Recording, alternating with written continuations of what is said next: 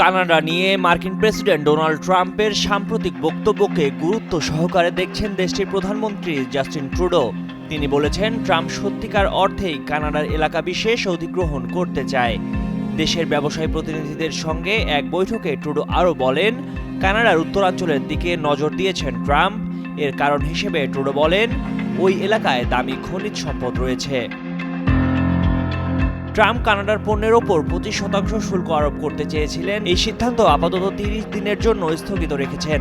তবে কানাডা নিয়ে বিদ্রূপ করেই যাচ্ছেন ট্রাম্প। তিনি কানাডাকে যুক্তরাষ্ট্রের 51তম অঙ্গরাষ্ট্র এবং ট্রুডোকে গভর্নর হওয়ার কথা বলেছেন। ট্রাম্প নানা সময়ে বলেছেন, কানাডা যদি যুক্তরাষ্ট্রের 51তম অঙ্গরাজ্য হয়ে যায় সেটা তাদের জন্য মঙ্গলজনক হবে। এদিকে যুক্তরাষ্ট্রের শুল্ক আরোপের পদক্ষেপ থেকে নিজেদের বাঁচাতে কানাডা জোর দিয়ে বলছে তারা যুক্তরাষ্ট্রের বিশ্বস্ত অংশীদার। তারা যুক্তরাষ্ট্রে জ্বালানি, খনিজ এবং অন্যান্য খনিজ সম্পদের বড় সরবরাহকারী।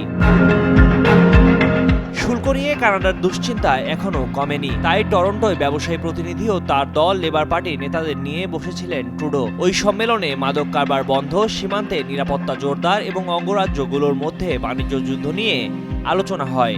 এই আলোচনার পর ট্রুডো সেখানে উপস্থিত ব্যবসায়ী ও নেতাদের বলেন, ট্রাম্পের কানাডা অধিগ্রহণের হুমকি সত্য। এটা শুধু কানাডার কাছ থেকে বাণিজ্য সুবিধা নেওয়ার জন্যই নয়। ট্রুডো বলেন, তার দেশে থাকা খনিজ সম্পদ সম্পর্কে ট্রাম্প প্রশাসনের কর্মকর্তারা অবগত। এই সম্পদ থেকে তারা কি সুবিধা পেতে পারেন সেটাও তারা জানেন। এই সম্পদ নিজেদের করার ক্ষেত্রে ট্রাম্পের জন্য সবচেয়ে সহজ পথ হল কানাডাকে যুক্তরাষ্ট্রের সঙ্গে একীভূত করা। ময়ূখ ইসলাম, কালের কণ্ঠ।